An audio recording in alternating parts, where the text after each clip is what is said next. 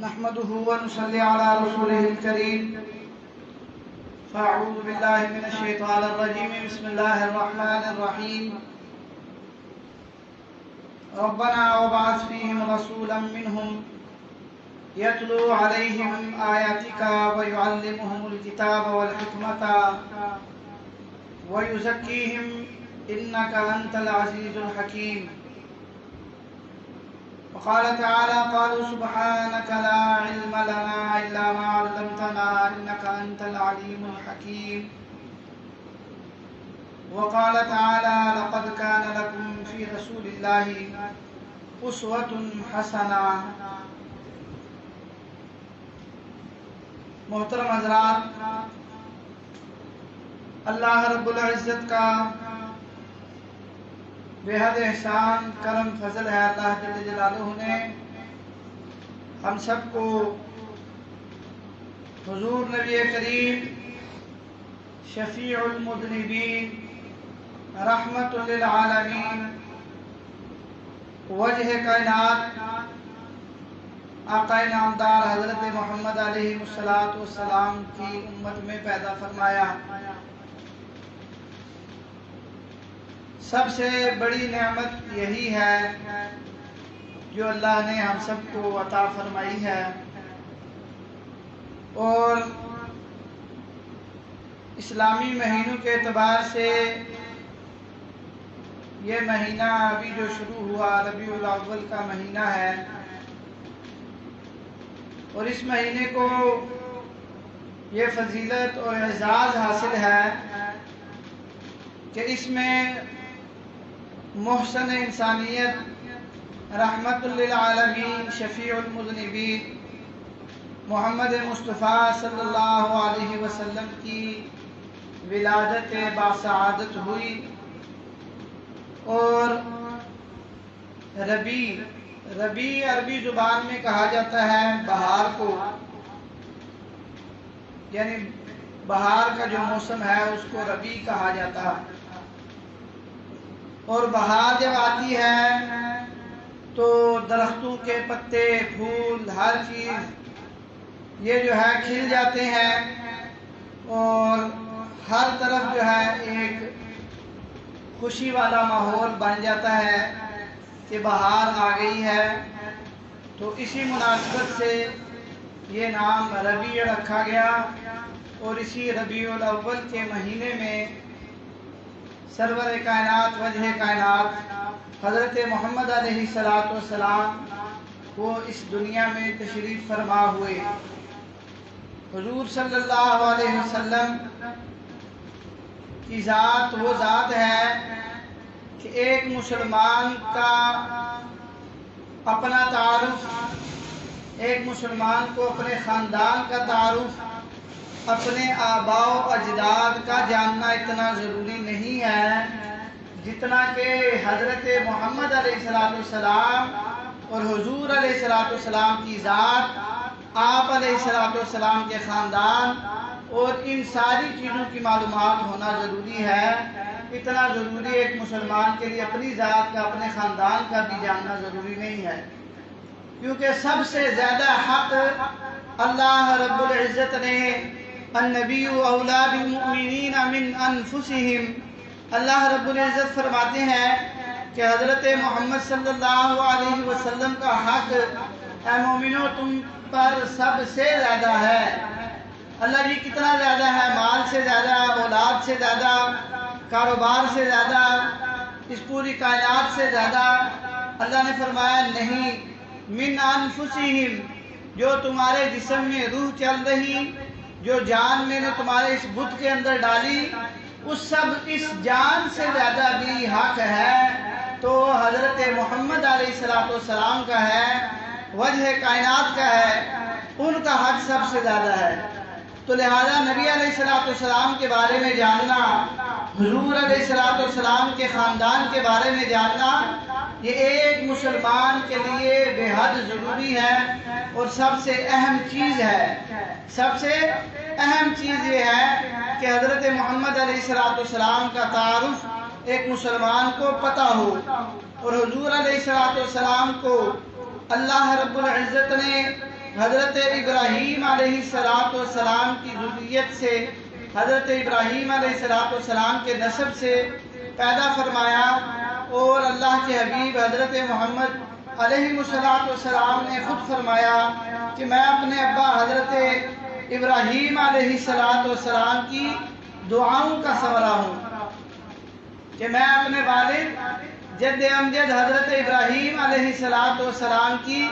دعاؤں کا ثمرہ ہوں۔ تو حضرت ابراہیم علیہ السلام مختلف آزمائشوں میں، مختلف امتحانوں میں رہے۔ اللہ جل جلالہ نے ان سے مختلف قسم کے امتحان، مختلف قسم کی آزمائشیں ان سے اللہ پاک نے لی، اور وہ ہر آزمائش، ہر امتحان میں کامیاب ہوتے چلے گئے، اور اللہ جل جلالہ نے ان کو ہر ابتلا کے اندر جو ہے کامیابی عطا فرمائی۔ تو حضرت ابراہیم علیہ السلام ان امتحانوں سے گزرتے چلے گئے، اور پھر اللہ کے حکم سے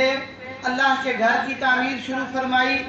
اللہ کا گھر تعمیر، بیت اللہ، اس کی تعمیر شروع کی۔ حضرت ابراہیم علیہ السلام، حضرت اسماعیل علیہ السلام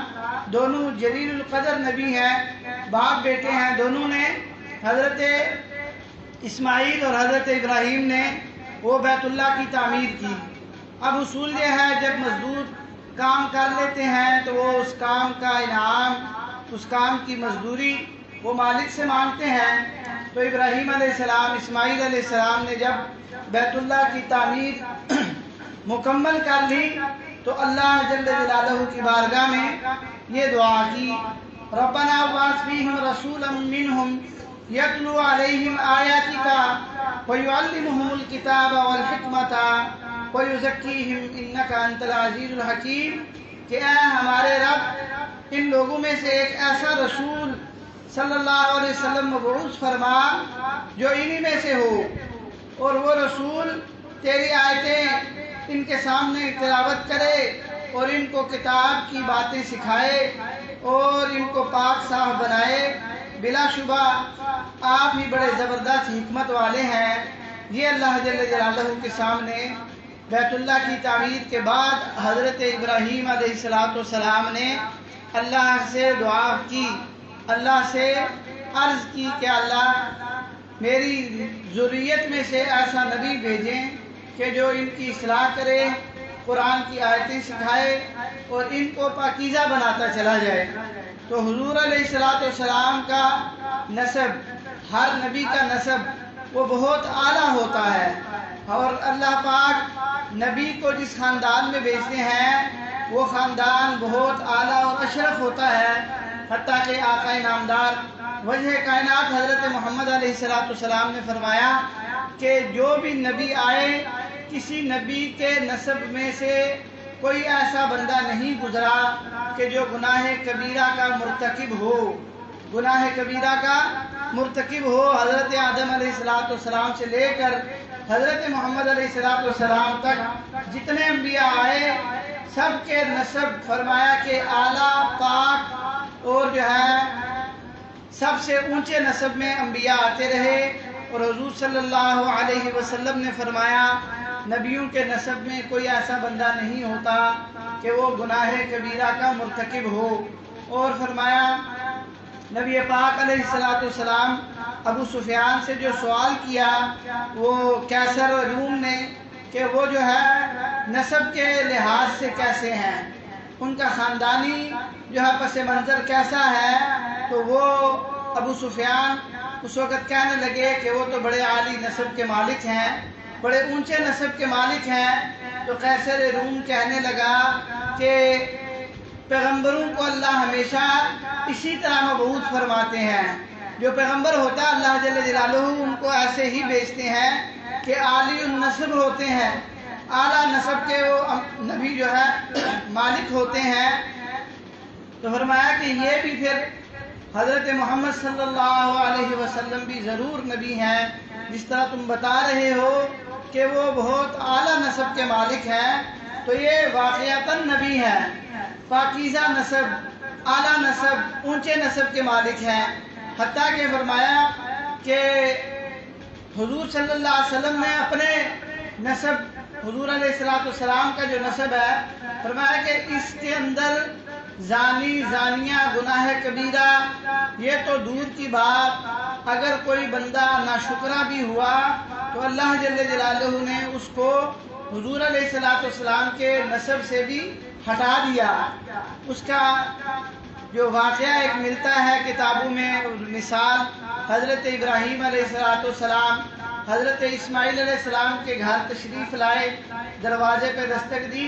تو حضرت اسماعیل علیہ السلام جو ہے وہ گھر میں تشریف فرما نہیں تھے۔ تو جب ان کی زوجہ باہر نکلی، گھر کے حالات پوچھے، انہوں نے شکایات کی، یہ مسئلہ ہے، وہ پریشانی ہے، یہ مصیبت ہے۔ تو ابراہیم علیہ السلام جب واپس جانے لگے تو ان سے کہہ گئے کہ اسماعیل جب آئیں واپس ان کو میرا سلام کہنا اور ان کو بتانا کہ آپ کے گھر کی جو چوکھٹ ہے یہ ٹیڑھی ہے، اس کو سیدھا کر لو۔ تو حضرت اسماعیل علیہ السلام آئے، پوچھا، حالات پوچھے تو انہوں نے بتایا کہ ایک بزرگ شخصیت آئی تھی، انہوں نے آپ کو سلام دیا اور یہ پیغام دے کر چلے گئے۔ اسماعیل علیہ السلام پہچان گئے کہ میرے والد ابراہیم تھے اور وہ مجھے یہ کہہ گئے ہیں کہ میری یہ جو بیوی ہے اس کو میں طلاق دے دوں، اور اس کو انہوں نے فوراً جو ہے طلاق دے دی۔ اب یہ بظاہر بات چھوٹی سی ہے اور اس چھوٹی سی بات پہ طلاق کا ہو جانا یہ عقل قبول نہیں کرتی، لیکن اللہ کی مشیت سی، اللہ کا حکم تھا کہ یہ جو نسب ہے حضرت اسماعیل علیہ السلام کی ذریت میں سے حضرت محمد صلی اللہ علیہ وسلم تشریف لائیں گے، اس لیے اللہ نے وہ ناشکری والے الفاظ والی جو عورت ہے اس کو بھی حضرت محمد صلی اللہ علیہ وسلم کے نسب میں برداشت نہ کیا اور حضرت ابراہیم علیہ السلام کے ذریعے فرمایا کہ اس کو طلاق دے دو۔ اگلی مرتبہ پھر تشریف لائے،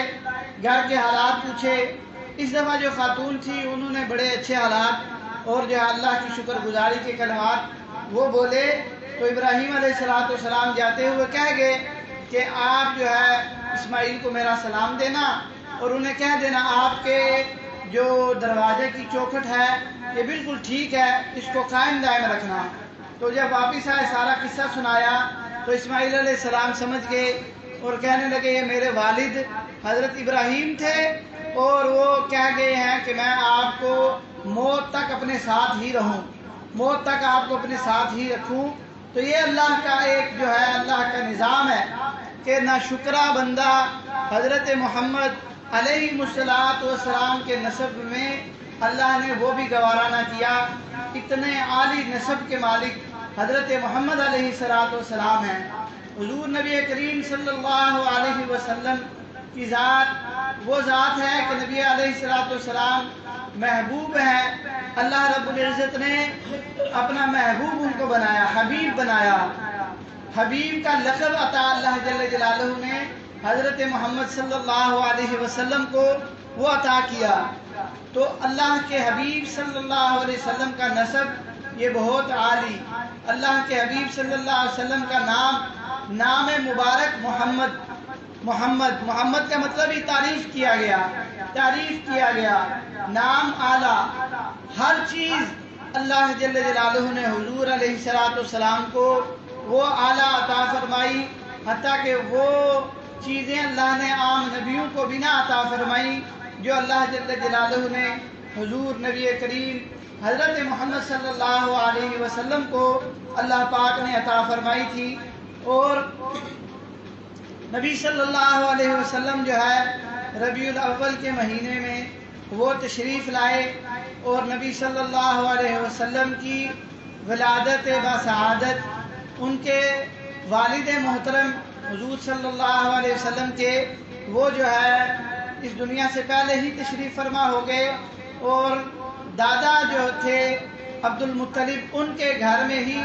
حضرت محمد علیہ السلام کی وہ جو ہے ولادت ہوئی ہے، اور ولادت کا بھی بڑے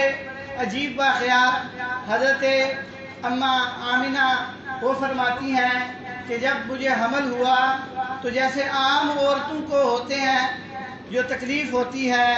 یا کوئی عجیب حالات آ جاتے ہیں، فرمایا مجھے اس طرح کی کوئی بھی کیفیت میرے اوپر طاری نہ ہوئی،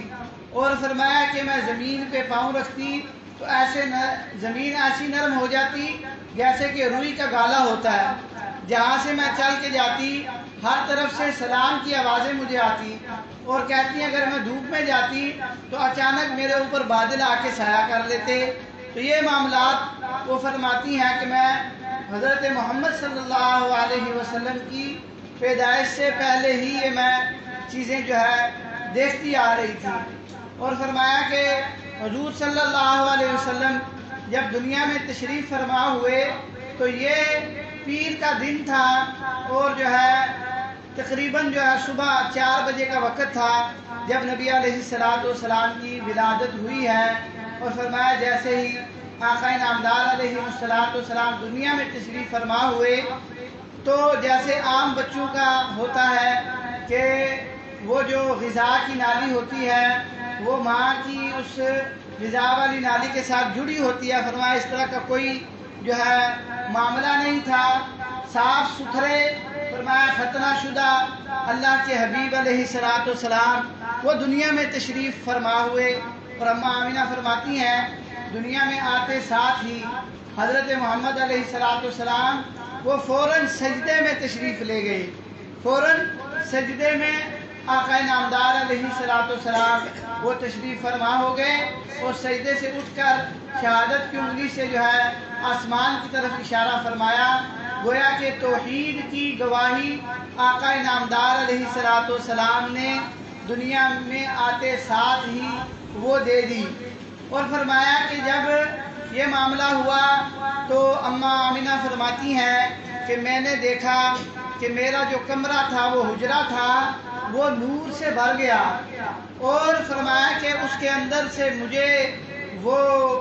شام کے جو محلات تھے وہ نظر آنا شروع ہو گئے۔ اور دنیا کے اندر کیا ہوا، دنیا کے اندر کیا ہوا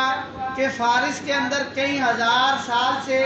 وہ انہوں نے آگ جلائی تھی، جس آگ کی وہ مجوسی عبادت کرتے تھے۔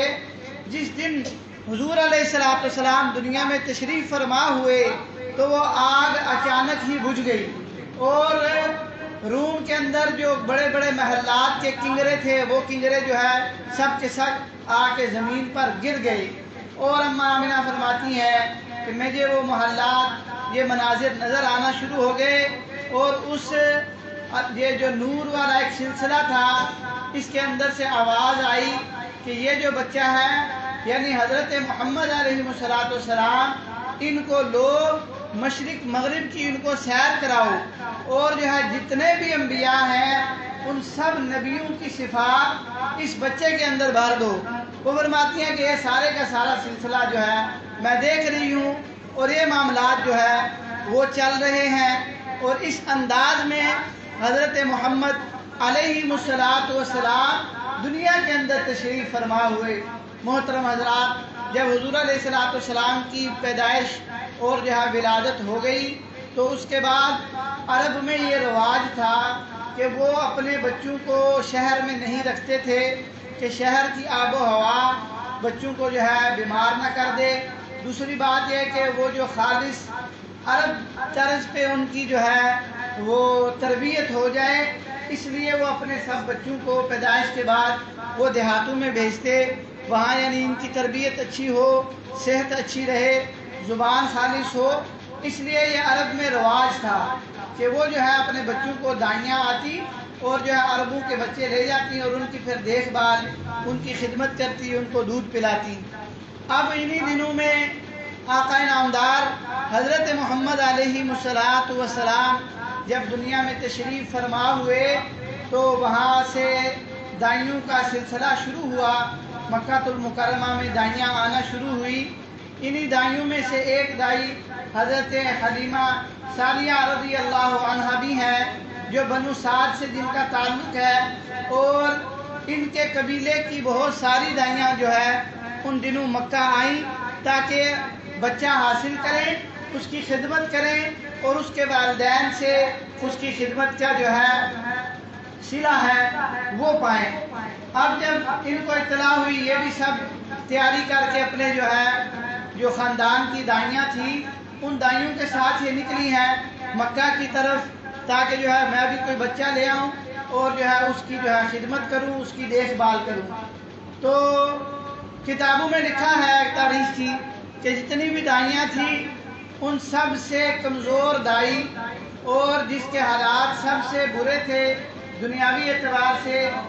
جس کے حالات کمزور تھے دنیاوی اعتبار سے، وہ یہی حضرت حلیمہ سعدیہ رضی اللہ عنہا ہیں۔ وہ سب سے کمزور الحال تھی اور ان کی سواری بھی اتنی کمزور کہ جب دائیاں نکلی تو وہ ان کو ساری دائیاں آگے چلی گئیں اور جو حضرت حلیمہ سعدیہ تھی وہ سب سے پیچھے رہ گئی۔ سواری کمزور تھی، سواری چلتی نہیں تھی، سب سے پیچھے رہ گئی اور بالکل آخر میں جو ہے مکہ پہنچی ہیں۔ اور جا کر جب دائیوں نے بچے لینا شروع کیے اور مکہ کے جتنے گھر تھے ان میں وہ جاتی گئیں اور ہر دائی جو ہے حضرت عبد المطلب کے گھر بھی آتی، حضور علیہ السلام کو دیکھتی اور جب نبی علیہ السلام کو دیکھتی انتہا درجے کی تعریفیں، اتنی تعریفیں کہ ان کی تعریفیں ختم ہو جاتی کہ اتنا اعلیٰ بچہ، اتنا حسین بچہ، اتنا جو ہے خوبصورت بچہ آج تک ہم نے دیکھا ہی نہیں۔ لیکن جب وہ چہرہ ہٹاتی وہاں سے پھر ذہن میں یہی بات آتی بچہ تو بہت زبردست ہے، بچہ تو بہت عالی نسب ہے اور بچہ تو بہت خوبصورت بھی ہے، لیکن مسئلہ یہ ہے اس کا والد دنیا میں نہیں ہے۔ تو ہمیں جو دنیا میں وہ خدمت کا جو ایک سلسلہ ہے، خدمت کا جو بدلہ ملتا ہے وہ کون دے گا؟ والد تو ہے نہیں ہے۔ ایک دائی آئی دیکھ کے چلی گئی، دوسری آئی وہ بھی دیکھ کر چلی گئی، تیسری آئی وہ بھی، اسی طرح باری باری سب دائیاں دیکھ کر وہ واپس ہو جاتی کہ بچہ تو بہت ہی خوبصورت ہے، اس جیسا بچہ ہم نے دیکھا ہی نہیں ہے، لیکن والد نہیں ہے تو اس کا بدلہ اور جو ہماری خدمت کون کرے گا، ہمیں جو ہے اس کا صلہ کون دے گا؟ تو اس لیے وہ چھوڑ کر چلی جاتی۔ آخر میں حضرت حلیمہ سعدیہ وہ بھی سارے گھروں کا چکر لگاتی، کوئی بچہ نہ ملا۔ آخر میں یہاں آئی حضور علیہ السلام کے گھر، نبی علیہ السلام کو دیکھا اور انہوں نے بھی اسی انداز میں تعریفیں کی کہ بچہ تو بہت خوبصورت ہے، بچہ بہت عالی ہے، اور اتنی تعریفیں کی کہ ان کی تعریفیں ختم ہو گئی۔ لیکن پھر یہی کہنے لگی اور ذہن میں یہی بات تھی کہ والد ہے نہیں ہے، جو خدمت ملتی ہے، جو اکرامیہ ہوتا ہے وہ کہاں سے ملے گا؟ چھوڑ کر نکل آئی باہر آئی، اپنا جو خامن تھا ان کو کہنے لگی کہ اب تو بس پورے مکے کا چکر لگا لیا ہے، کہیں سے کوئی بچہ نہیں ملا اور اس کا والد بھی نہیں ہے، کیا کیا جائے؟ اب ان سے جو ہے اپنے خامن سے مشورہ کرنے لگی اور جو ہے آپس میں یہ بات چیت کر رہے ہیں۔ ان کے خامن نے کہا کہ ہے تو یہ یتیم ہے، چلو اسی خالی ہاتھ جانے سے بہتر ہے کہ سارے خاندان کے لوگ بھی یہ کہیں گے کہ یہ بھی اسی طرح تھے اور خالی ہاتھ آ گئے، تو خالی ہاتھ جانے سے بہتر ہے چلو اسی یتیم بچے کو تم لے آؤ، شاید اللہ جل جلالہ نے اس میں ہمارے لیے کوئی خیر رکھی ہو۔ تو اب حضرت حلیمہ سعدیہ دوبارہ واپس جاتی ہیں، راستے میں عبد المطلب ان کے گھر کے باہر ملتے ہیں، وہ کہتے ہیں کہاں آئی ہو؟ تو حضرت حلیمہ بتاتی ہیں کہ بچہ لینے آئی ہوں۔ عبد المطلب کہنے لگے نام کیا تمہارا؟ کہنے لگی حلیمہ۔ قبیلہ کیا؟ کہنے لگی بنو سعد۔ تو وہ بڑے خوش ہو گئے، کہنے لگے اسمو کی حلیمہ و قبیلت کی بنی سعد، فرمایا کہ وابنی اسمہ محمدہ، کہ تمہارا جو ہے نام حلیمہ ہے، قبیلہ سعد ہے۔ حلیمہ کا مطلب کیا؟ حلیمہ حلم سے ہے، بردباری، برداشت، اور سعد کا مطلب خوشی، سعادت مندی۔ اور فرمایا میرا بیٹا بھی پھر محمد ہے، کہ محمد کا معنی تعریف کیا گیا، اور ایسی تعریف کہ ان جیسی تعریف کسی کی انسانیت اور مخلوق میں نہ ہوئی ہو۔ محمد، فرمایا میرا بیٹا بھی پھر محمد ہے۔ تو اماں حلیمہ فرماتی ہیں کہ میں ان کو لینے کے لیے حجرے میں جب گئی تو دیکھا کہ آقا نامدار حضرت محمد صلی اللہ علیہ وسلم وہ آرام فرما رہے ہیں، سو رہے ہیں۔ فرمایا کہ اس منظر کو میں ایسی کھو گئی کہ اس کو توڑنے کا میرا جی نہ چاہے کہ اگر میں ہلاؤں گی تو یہ جو ہے اتنا حسین منظر آئے، یہ منظر ہی خراب ہو جائے گا۔ پھر کہتے ہیں بالآخر میں نے ان کو اٹھایا، اور جیسے ہی اٹھایا اماں حلیمہ فرماتی ہیں کہ دونوں چھاتیوں میں دودھ اس طرح اترا جیسے جو ہے چشمے جو ہے وہ چشمے میں پانی آتا ہے، کہ دودھ نام کی چیز نہیں تھی، ایک قطرہ دودھ نہیں تھا میری چھاتیوں میں۔ فرمایا حضرت محمد علیہ السلام کو سینے سے جیسے ہی لگایا تو چھاتیاں دودھ سے بھر گئیں۔ فرماتی ہیں میں باہر نکلی،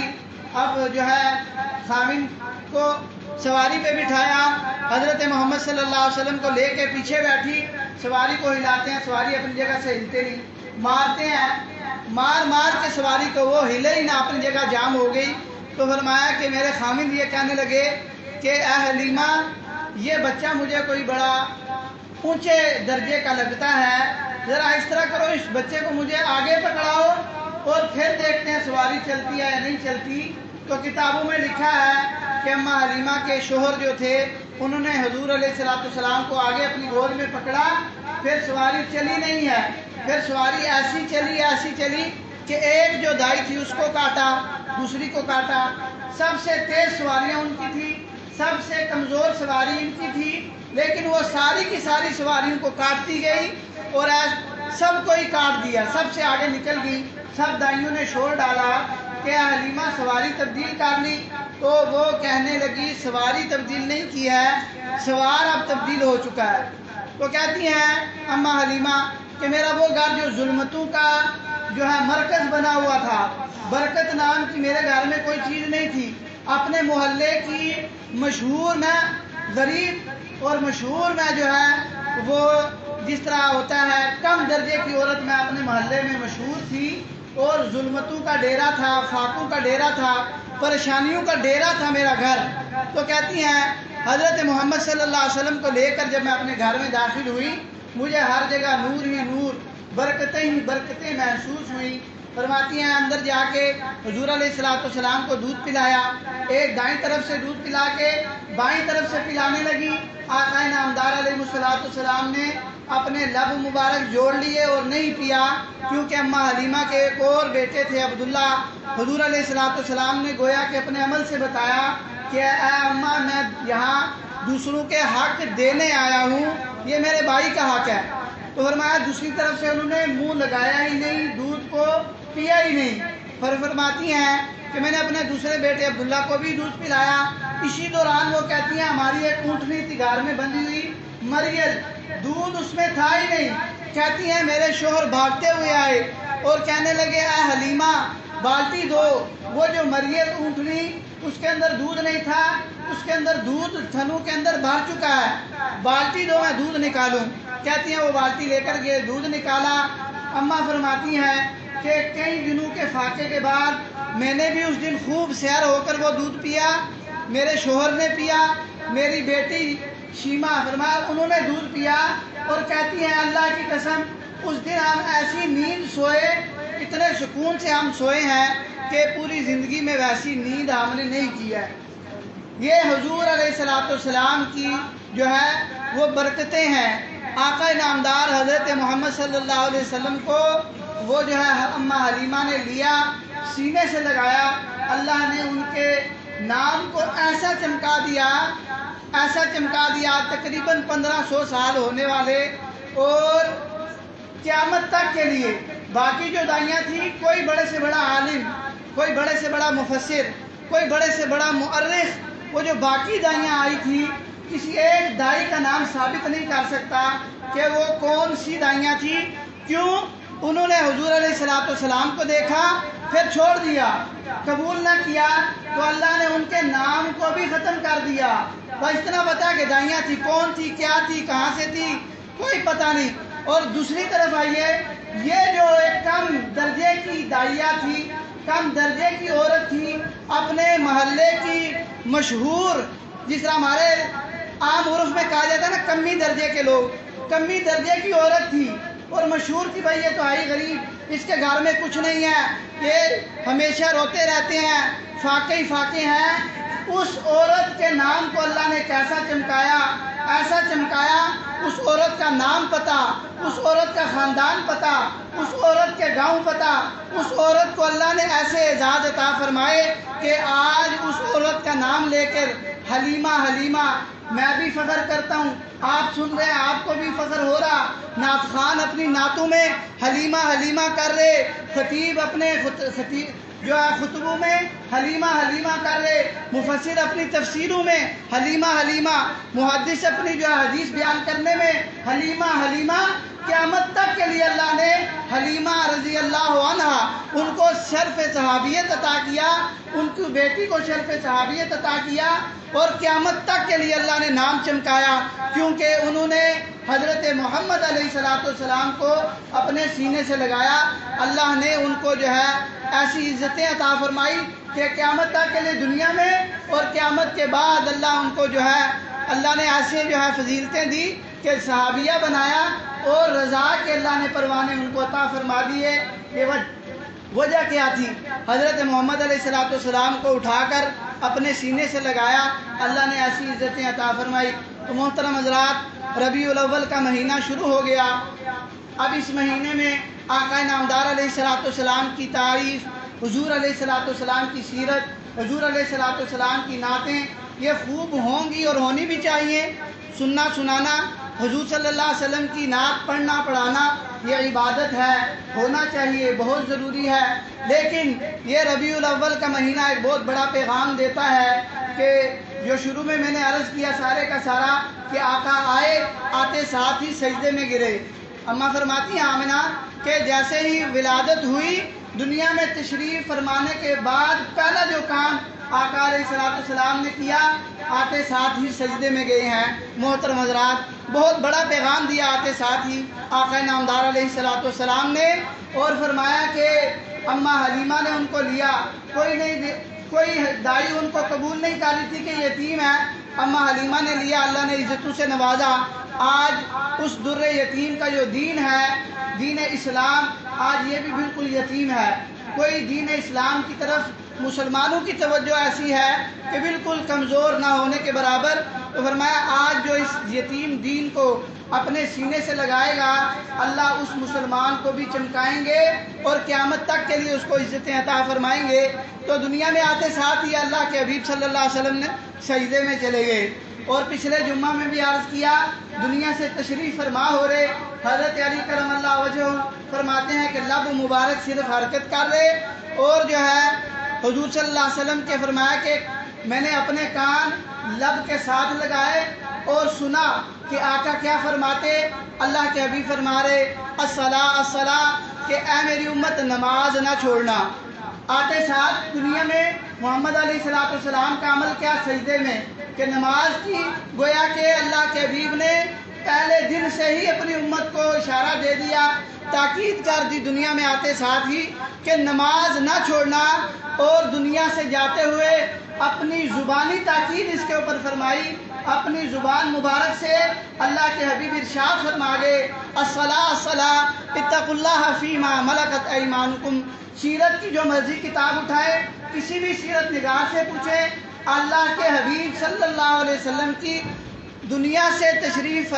فرماتے وقت آخری وصیت کیا تھی؟ ہر خطیب، ہر مفسر، ہر سیرت نگار یہی بتائے گا کہ اللہ کے حبیب صلی اللہ علیہ وسلم کی آخری وصیت یہ تھی کہ الصلاۃ الصلاۃ اتقوا اللہ فیما ملکت ایمانکم، کہ اے میری امت نماز نہ چھوڑنا۔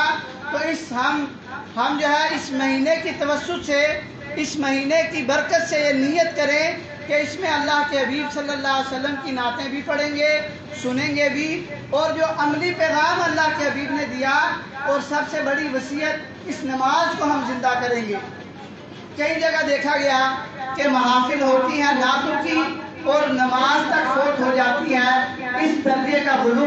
وہ دین کے اندر جائز نہیں ہے کہ ہم اللہ کے حبیب علیہ السلام کی نعت پڑھ رہے ہیں، ادھر نماز کا وقت ہو گیا ہے، اب اس کا مطلب یہ نہیں کہ نماز معاف ہو گئی ہے،